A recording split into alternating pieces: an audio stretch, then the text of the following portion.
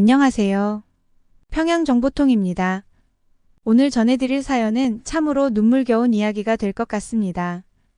가족의 소중함을 더욱 더 알게 되는 사연인데요. 지금 시작합니다. 안녕하세요. 제 이름은 한혜경입니다. 저는 북한의 고위층 가정에서 자랐고 현재 나이는 23살입니다. 겉으로는 부족함 없이 자라온 것처럼 보이겠지만 사실 제 삶은 오랜 시간 치열한 고민과 고통 속에 있었습니다. 이 이야기는 제가 북한을 떠나 자유를 찾아 나선 여정과 그 안에서 제가 겪어야 했던 고통을 나누고자 합니다. 이 이야기를 통해 북한의 실상을 알리고 그곳에서 고통받고 있는 많은 사람들에게 희망과 연민을 느낄 수 있기를 바랍니다. 겉으로 보면 제 삶은 나름 안정적이었습니다. 저희 아버지는 당 간부셨고 우리 가족은 북한 내에서도 어느 정도 특권을 누리고 살았습니다. 저는 북한의 다른 주민들과는 다르게 부족함 없이 자랐고 많은 혜택을 받을 수 있었습니다. 하지만 그 모든 혜택 속에서 저는 늘 알 수 없는 불안감을 느꼈습니다. 아무리 특권층이라도 북한의 체제 아래에서는 그 특권이 언제든 사라질 수 있다는 걸 어릴 때부터 어렴풋이 알았기 때문입니다. 어머니가 병을 앓기 시작한 건 제가 18살 무렵이었습니다. 처음에는 그리 심각한 병이 아니었지만 시간이 지날수록 상태가 나빠졌습니다. 저희는 북한의 의료체계가 엉망이라는 걸 절실히 느끼게 되었습니다. 아버지께서 아는 사람들을 통해 병원에 데려가 보았지만 약도 없었고 의료 장비도 형편없었습니다. 병명조차 알 수 없었던 어머니는 점점 더 쇠약해졌고 저는 눈앞에서 어머니가 고통 속에 무너져가는 모습을 지켜볼 수밖에 없었습니다. 우리나라에서는 병원비가 무료라고 말하지만 그게 무슨 소용이겠어요? 병원이 있어도 검사를 해야 병명을 알 수 있을 텐데 검사를 할 수 없으니 병명을 모르고 병명을 모르니 어떤 약을 써야 할지 모르니 약이 없고 그러니 병을 고칠 방법이 없으니까요. 어머니의 병세는 악화되기만 했고 결국 저희 가족은 몸에 좋다는 약을 중국에서 몰래 구해오기로 했습니다. 하지만 그 약값은 상상을 초월할 만큼 비쌌습니다. 아버지는 당 간부였지만 외화벌이를 강요받으며 국가의 명령에 따라 일해야 했습니다. 가족을 돌볼 여유도 없었죠. 저희 가족은 어머니를 치료하기 위해 중국에서 밀반입한 약을 써야 했고 아버지는 어머니의 치료비를 마련하기 위해 뇌물에 의존할 수밖에 없었습니다.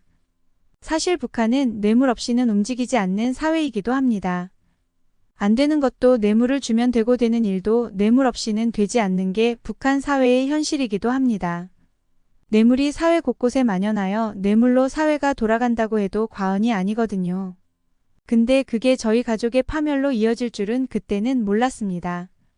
저는 북한에서 태어나고 자라면서 특권층이 가진 삶의 이면을 일찍부터 알게 되었습니다. 당 간부의 딸로 자랐지만 그 속에서 느낀 건 절대적이지 않은 불안한 권력이었습니다. 아버지는 당에서 중요한 역할을 맡고 계셨고 덕분에 저는 여러 혜택을 받을 수 있었습니다. 하지만 어릴 때부터 아버지가 항상 힘겨워하시는 모습을 보았어요. 특권을 누리면서도 그 아래 깔린 체제의 모순과 압박 속에 사는 사람들을 보며 저 역시 그 체제가 위험하다는 것을 알게 되었습니다. 뇌물로 움직이는 사회가 정상적이지 않듯 언젠가 누군가를 없애고 싶을 땐 뇌물죄를 적용하면 뇌물죄에 자유로울 사람이 없기도 하니까요. 아버지가 한 번은 저에게 말씀하신 적이 있습니다. 혜경아, 우리가 가진 이 모든 게 절대적인 게 아니라는 걸 명심해야 한다. 그 말씀이 제 머릿속에 깊이 새겨졌습니다. 당 간부로서 충성하며 국가를 위해 일해왔던 아버지도 언제든 그 특권을 잃을 수 있다는 두려움을 안고 살아가셨죠. 저는 그런 아버지를 보면서 북한 체제의 허망함을 느끼게 되었습니다. 그리고 그 두려움은 현실이 되었습니다. 어머니의 병세가 악화되던 어느 날 아버지가 집에 돌아오지 않으셨습니다. 처음엔 그저 늦으시는 거라 생각했습니다. 하지만 시간이 지나도 아버지의 소식은 없었고 집안은 점점 긴장감으로 가득 차게 되었습니다.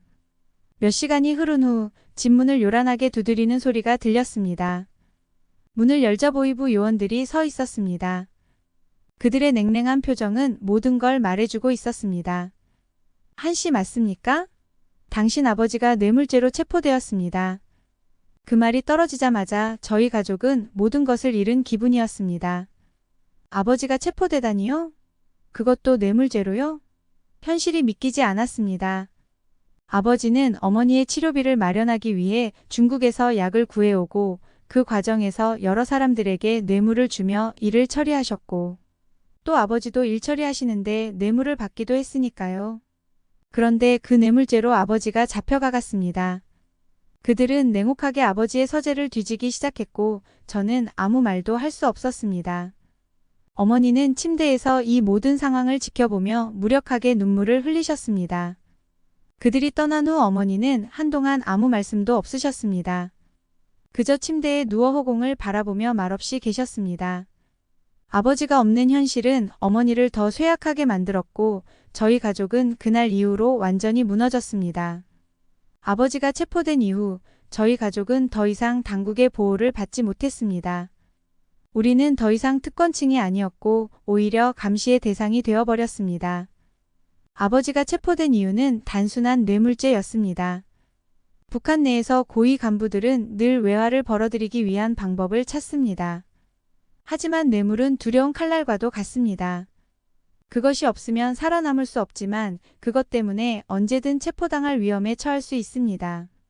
아버지 역시 그 부패한 체제 속에서 살아남기 위해 뇌물을 주고받았고 결국 그 칼날이 돌아온 것입니다. 아버지가 체포된 후 어머니의 병세는 더욱 나빠졌고 저는 더 큰 무력감에 빠졌습니다. 이 체제 속에서 우리 가족은 완전히 무너졌습니다. 더 이상 북한에서 살아갈 수 없다는 생각이 제 머릿속을 지배하기 시작했습니다. 이곳을 떠나야 한다. 더 이상 이곳에서 희망을 찾을 수 없다는 생각이 들면서 저는 더 이상 북한에서 머물 수 없다는 것을 깨달았습니다. 저희 집안은 아버지가 당 간부였던 덕분에 북한 내에서 어느 정도 특권을 누리고 있었지만 아버지가 뇌물죄로 체포된 이후 모든 것이 달라졌습니다. 저희 가족은 더 이상 안전하지 않았고 어머니는 병세가 악화되어 침대에서 거의 움직이지 못하는 상황이었어요. 저희 집은 철저히 무너져 갔습니다. 그러던 어느 날 어머니는 저에게 한 가지 제안을 하셨습니다. 혜경아, 너라도 여기서 벗어나야 하지 않겠니? 어머니는 힘없는 목소리로 말씀하셨습니다. 그 말이 떨어지자마자 저는 잠시 멍해졌습니다. 어머니, 그게 무슨 말씀이세요? 저는 어머니의 말을 이해할 수 없었습니다. 어머니는 깊은 한숨을 쉬며 말씀하셨습니다. 대외봉사원으로 나가라. 너만이라도 탈출해야 한다. 내가 여기서 버티다가는 우리처럼 무너질 거야. 사실 대외봉사원으로 나가는 길은 북한 체제 안에서 아주 드문 기회였습니다. 대외봉사원으로 뽑히게 되면 외국으로 파견되어 북한 식당에서 일하며 외화를 벌어들이는 일을 하게 되죠. 하지만 그만큼 엄격한 선발 과정이 있었어요. 저 같은 여성이 뽑히려면 키, 외모, 재능 등 모든 면에서 완벽해야 했습니다. 게다가 사상적으로 철저히 무장된 인물이어야만 하죠. 다행히 저는 북한 여자 중에 키도 큰 편이고 주변에서 이쁘다는 소리를 들을 정도였어요. 저는 어머니의 권유를 받아들여 대외봉사원 양성소에 지원하기로 마음을 먹었습니다. 양성소에 입소하는 것 자체가 쉽지는 않았습니다. 어머니의 도움과 아버지의 남아있는 인맥 덕분에 저는 지원을 할 수 있었지만 입소 후에 기다리고 있는 것은 혹독한 훈련과 철저한 감시였습니다. 북한의 고위층 출신이라고 해서 특별한 대우를 받을 수는 없었어요. 오히려 더 큰 부담감과 압박이 저를 짓누르기도 했습니다. 양성소에서의 생활은 정신적으로도 신체적으로도 매우 힘든 과정이었습니다.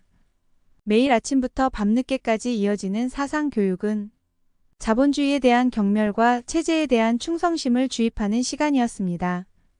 그 시간 동안 우리는 한 번이라도 잘못된 생각을 드러낼까봐 늘 경계해야 했습니다. 한 번의 실수라도 했다가는 그 즉시 추방되거나 더 심한 처벌을 받을 수 있었으니까요.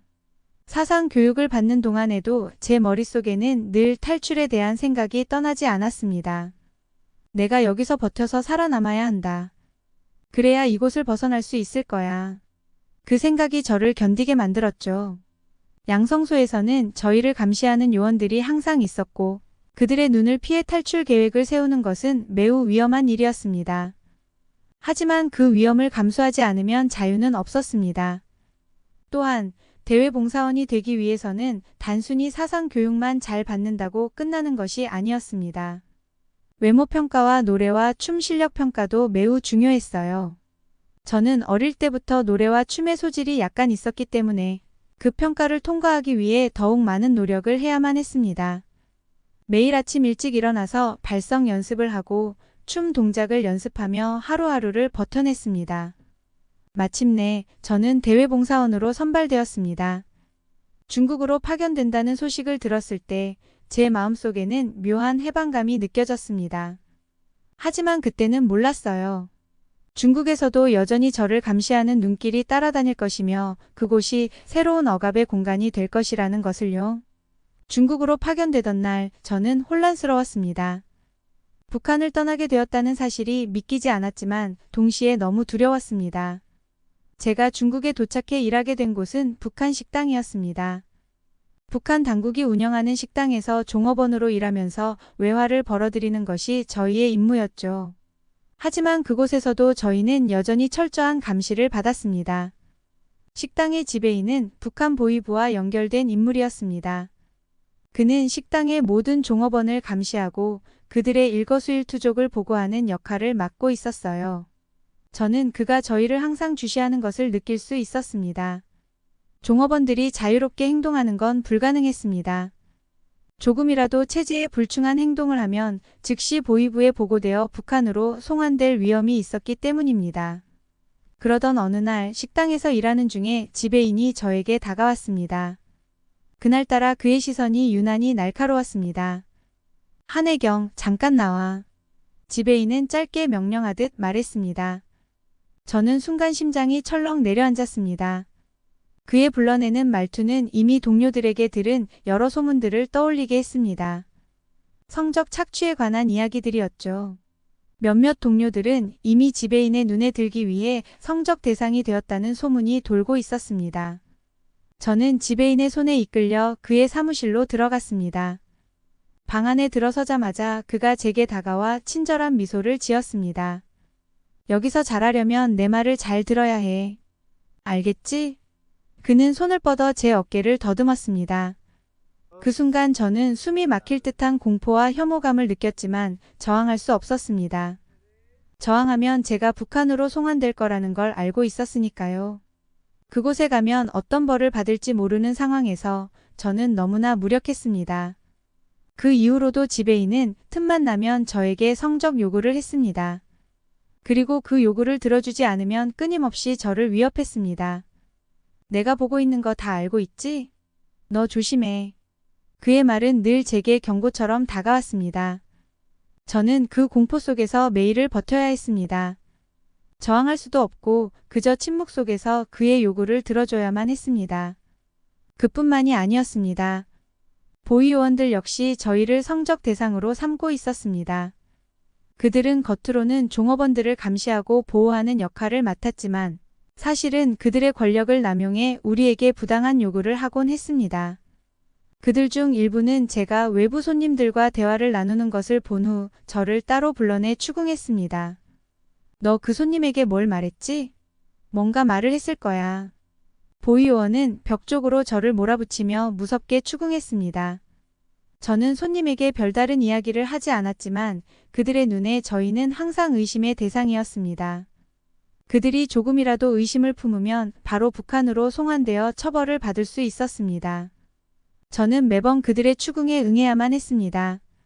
이러한 상황에서 저는 점점 더 절망에 빠져들었습니다. 중국에 와서도 자유는 없었습니다. 오히려 더 끔찍한 감시와 착취 속에서 살아가야 했습니다. 그 속에서 저는 더 이상 희망을 찾을 수 없다는 생각이 들었습니다. 이대로 살다가는 결국 나는 이곳에서 무너질 거야. 그때부터 저는 탈출에 대한 결심을 굳히기 시작했습니다. 반드시 이곳을 벗어나야만 했습니다. 어느 날 밤 탈출을 결심하게 된 사건이 있었습니다. 그날은 지배인이 다시 저를 방으로 불렀습니다. 이번엔 더 끔찍한 요구를 할 것임을 직감할 수 있었어요. 그 방에 들어서기 전에 저는 잠시 멈춰 섰습니다. 도망치고 싶었지만 이 상황을 피할 방법이 없었습니다. 저는 이미 그들의 손안에 있었고 저항할 수 없다는 무력감이 저를 짓눌렀습니다. 그날 이후 제 마음속에 하나의 강력한 생각이 자리 잡았습니다. 여기서 더는 못 견디겠다. 내가 이곳을 벗어나지 않으면 이 감옥 같은 생활에서 절대 빠져나올 수 없다. 탈출하지 않으면 저는 끝없이 무너질 것이고 결국 자유를 찾지 못한 채 이곳에서 사라질 거라는 생각이 떠나지 않았습니다. 그때 저와 같은 대외봉사원으로 일하는 한 동료가 조심스럽게 다가와 작은 쪽지를 건넸습니다. 쪽지에는 한국인 선교사의 연락처가 적혀 있었습니다. 그 선교사는 가끔 식당을 방문하는 손님이었고 탈북자들이 그와 접촉을 통해 탈출한 사례가 있다는 소문을 들은 적이 있었습니다. 동료는 저에게 아주 작은 목소리로 말했습니다. 이 사람한테 연락해. 나도 이 사람 덕분에 탈출할 계획을 세우고 있어. 그녀의 눈빛에서 절박함과 희망이 섞여 있었습니다. 저는 그 쪽지를 손에 쥔 채 그때부터 탈출을 진지하게 계획하게 되었습니다. 이제 더 이상 머뭇거릴 시간이 없었고 벗어날 방법이 눈앞에 있었습니다. 저는 선교사와 은밀히 접촉했고 그는 저에게 탈출 경로와 방법을 설명해 주었습니다. 그 과정은 무척 위험했고 걸리면 다시 북한으로 송환되는 것은 물론 죽음과도 같은 처벌이 기다리고 있을 것이었습니다. 그러나 이곳에서 계속 살다가는 제 정신도 몸도 버틸 수 없다는 사실이 더 두려웠습니다. 나는 반드시 이곳을 떠나야 한다. 이건 나의 마지막 기회다. 그렇게 마음을 다잡았습니다. 선교사는 저에게 탈출 시점과 경로를 조심스럽게 알려주었습니다. 탈출 계획은 아주 치밀하게 세워져 있었습니다. 하지만 그 경로를 따라가려면 많은 위험을 감수해야 했습니다. 특히 중국 내에서의 이동이 가장 큰 걸림돌이었죠. 중국 공안은 북한 탈북자들을 색출해 다시 북송하는 데 열을 올리고 있었기 때문에 그들의 눈을 피하는 것은 극도로 어렵고 위험한 일이었습니다. 탈출 전날 저는 그날이 식당에서의 마지막 밤이라는 생각을 하니 복잡한 감정이 들었습니다. 이곳에서 많은 고통을 겪었지만 동시에 이곳을 떠난다는 사실이 막연한 두려움으로 다가왔습니다. 하지만 그 두려움은 곧 자유에 대한 강렬한 열망으로 바뀌었습니다. 내일이면 이곳을 떠나게 될 거야. 자유로 갈 수 있어. 탈출 당일 저는 사전에 약속된 시간에 몰래 숙소를 빠져나왔습니다. 심장이 미친 듯이 뛰었고 한순간의 실수도 용납될 수 없다는 생각에 두려움이 밀려왔습니다. 하지만 저는 멈출 수 없었습니다. 중국의 어두운 뒷골목을 조심스럽게 걸으며 선교사와 만날 약속된 장소로 향했습니다. 길가에 지나가는 사람들 한 걸음 한 걸음이 모두 나를 지켜보는 것 같았습니다. 약속된 장소에 도착하자 작은 승합차가 대기하고 있었습니다.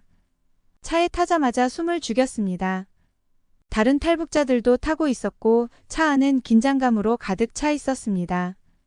선교사는 우리가 탈출할 경로와 검문소 통과 방법을 알려주었지만 그 과정은 너무나도 위험했습니다.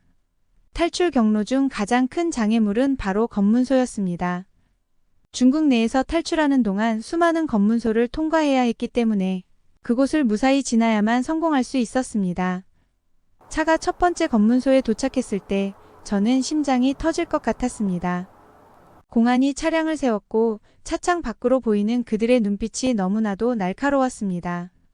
공안은 차를 세운 뒤 내부를 들여다보았습니다. 저는 고개를 푹 숙였고 숨을 죽인 채 그 순간이 지나가길 바랐습니다. 만약 이 검문소에서 발각된다면 저는 다시 북한으로 송환될 것이고 그곳에서 기다리고 있는 것은 죽음과도 같은 처벌일 것입니다. 하지만 다행히 공안은 우리를 의심하지 않고 차를 통과시켰습니다. 그 순간 저는 가슴을 쓸어내렸습니다. 살았다라는 생각이 잠시 들었지만 아직 모든 위험이 끝난 것은 아니었습니다. 그 후로도 우리는 몇 번의 검문소를 더 통과해야 했습니다. 차는 밤낮을 달렸고 그동안 저는 한순간도 마음을 놓을 수 없었습니다. 작은 실수라도 하면 모든 게 끝장나는 상황이었으니까요. 하지만 선교사와의 협력 덕분에 우리는 안전하게 베트남에 도착할 수 있었습니다. 베트남에 도착했을 때 저는 일순간 안도의 한숨을 내쉬었습니다. 하지만 그 기쁨도 잠시 새로운 문제들이 저를 기다리고 있었습니다. 베트남에서도 탈북자들은 법적 보호를 받지 못하고 언제든 발각되면 다시 북한으로 송환될 위험이 있었습니다. 게다가 이곳에서는 탈북자들을 대상으로 한 인신매매나 범죄의 위험이 도사리고 있었어요. 저는 여전히 불안정한 신분으로 숨죽이며 살아야 했습니다. 제가 머물고 있던 임시거처는 작고 비좁았으며 언제나 불안한 마음으로 살았습니다. 정부나 경찰의 눈에 띄지 않기 위해 집 밖으로 나가는 것조차 두려웠어요. 하지만 그곳에서 저에게 도움을 준 사람이 있었습니다. 바로 한국인 교민이었어요. 그 교민은 탈북자들을 돕기 위해 오랫동안 활동해온 분이었습니다. 그는 저와 같은 사람들을 보호하고 한국으로 보내기 위한 경로를 마련해 주었습니다. 저는 그 교민을 통해 탈출 후 첫 번째 안정감을 느끼게 되었습니다. 그가 아니었다면 저는 그곳에서 다시 위험에 처했을지도 모릅니다.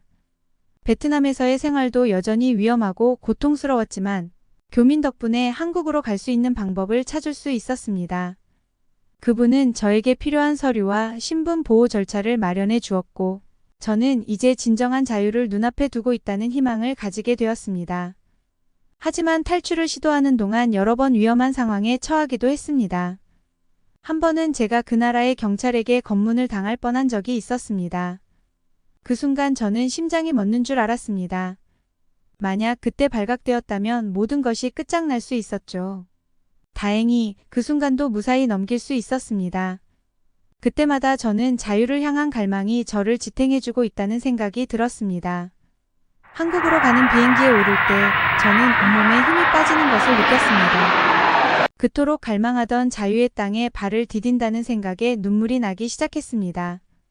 비행기가 한국 땅에 도착했을 때 저는 비로소 살았구나라는 생각을 했습니다. 그 순간이 지금도 잊히지 않습니다. 한국에 도착하고 전 정말 5초도 안 되어 경악을 했습니다. 여유롭고 편안한 사람들을 보고 있노라니 천국에 있는 사람들 같았습니다. 난 멀리 돌아왔지만 지리적으로 북한과 이렇게 가까운 곳에 이런 나라가 있다니 지옥과 천국의 그림처럼 선명하게 대비되었습니다. 저는 처음으로 진정한 자유를 느낄 수 있었습니다. 제가 수많은 위험을 넘어 한국 땅에 발을 디딘 그 순간 저는 감격에 겨워 눈물을 흘렸습니다. 드디어 살았다.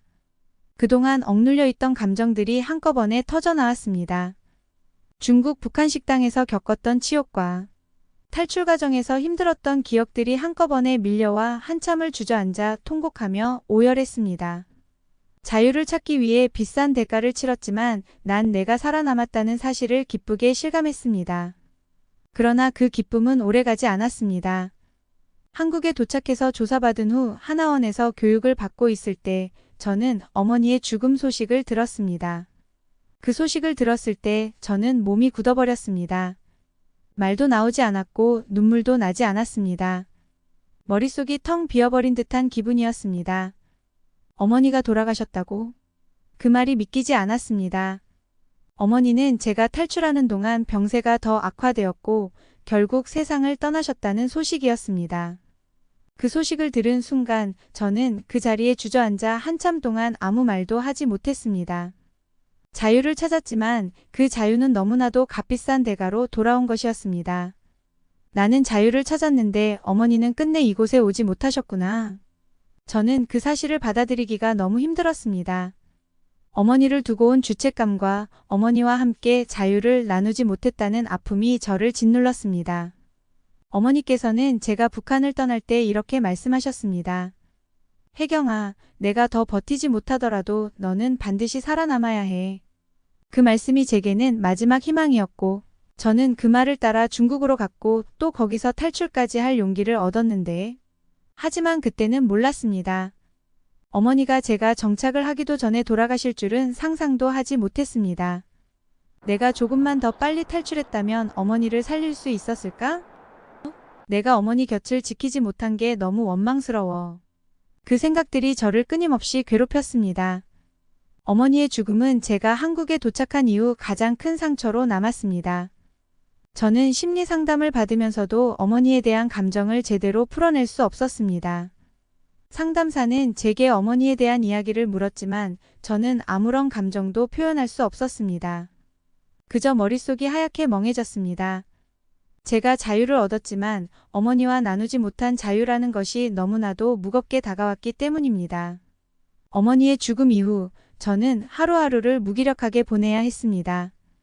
한국에서의 생활이 조금씩 안정되어 갈수록 어머니가 없는 이 상황이 저에게 너무나도 비현실적으로 느껴졌습니다. 길을 걷다 마주치는 모든 것이 어머니를 떠올리게 했습니다. 어머니가 여기 함께 계셨다면 이 자유를 함께 누렸을 텐데 그런 생각이 저를 계속 괴롭혔습니다. 저는 한국에서 자유로운 삶을 살게 되었지만 그 자유가 공허하게 느껴질 때가 많았습니다. 한국에서의 삶은 같은 말을 사용하지만 외국어처럼 들렸고 한국인들은 친절하지만 난 이방인처럼 느껴졌고 무엇과 말로 표현하기 어려운 벽이 있는 듯 하고 선을 긋는 듯한 태도에 한 번씩 서러움이 몰려오기도 합니다.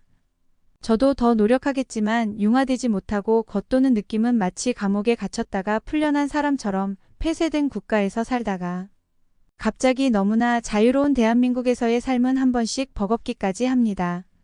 한 번은 길을 걷다가 갑자기 눈물을 쏟은 적도 있었습니다. 모든 것이 무너지는 느낌이었어요. 사람들이 웃고 이야기하며 살아가는 모습을 보며 저는 그 순간 너무나도 쓸쓸해졌습니다. 어머니는 끝내 그곳에서 고통받다가 세상을 떠났지만 저는 이제 자유로운 세상에 살고 있었습니다. 그 자유는 때때로 너무 무겁고 때로는 고통스러웠습니다. 어머니의 죽음은 저에게 자유의 대가처럼 느껴졌습니다. 하지만 저는 그 상처를 통해 더 강인해지려고 합니다. 어머니께서 저에게 남겨주신 마지막 말씀은 저를 앞으로 나아가게 하는 힘이 되었습니다. 혜경아, 너는 반드시 살아남아야 해. 그 말씀이 제 가슴 속에 깊이 새겨져 저는 북한에 남은 사람들을 위해 무언가를 해야 한다는 결심을 하게 되었습니다. 어머니의 죽음은 저에게 큰 상처로 남았지만 그 상처는 동시에 저를 북한에 남아있는 사람들을 돕기 위한 결심으로 이끌었습니다. 어머니처럼 고통 속에서 끝내 벗어나지 못한 사람들이 너무나도 많다는 사실을 생각하면 저는 결코 이 길에서 멈출 수 없었습니다. 그들을 위해 어머니가 바라셨던 자유를 더 많은 사람들에게 전해야겠다는 결의를 다지게 되었습니다. 저는 북한 인권단체와 협력해 탈북자들의 이야기를 알리고 그들이 자유를 찾을 수 있도록 돕는 활동을 시작했습니다. 북한에 남아있는 사람들의 아픔과 고통을 너무나도 잘 알기에 그들을 돕는 일이 제가 해야 할 사명이라고 생각했습니다. 지금은 아버지 소식을 수소문하고 있으며 아버지를 소식을 듣게 된다면 탈출을 도와드릴 수 있도록 일을 열심히 하고 있습니다. 어머니가 세상을 떠나셨지만 그분의 뜻을 이어받아 더 많은 이들이 자유를 누릴 수 있도록 돕고 싶었습니다. 매일 아침 아버지가 살이 있기를 간절히 기도합니다. 저는 이제 자유를 찾았습니다. 하지만 이 자유는 저 혼자만 누릴 수 없는 것입니다. 어머니가 바라셨던 것처럼 저는 더 많은 사람들이 이 자유를 함께 누릴 수 있도록 노력할 것입니다. 북한에 남아있는 사람들, 그리고 그곳에서 아직도 고통받고 있는 사람들을 위해 저는 이 길을 계속 걸어갈 것입니다. 제 이야기를 통해 북한의 현실을 알리고 더 많은 사람들이 자유를 찾아 나설 수 있도록 돕고 싶습니다. 북한 주민들을 위해 기도해 주세요. 내 아버지가 살아계시길 함께 기도해 주세요. 자유는 당연한 것이 아닙니다. 저와 같은 탈북자들이 목숨을 걸고 자유를 찾아 떠나는 이유는 그 자유가 얼마나 소중한 것인지를 절실히 알기 때문입니다. 북한에 남은 사람들, 아버지와 그리고 더 많은 사람들이 그 자유를 누릴 수 있도록 저는 계속해서 이 길을 걸어갈 것입니다. 시청해 주셔서 감사합니다. 영상이 좋으셨다면 구독과 좋아요 눌러주세요.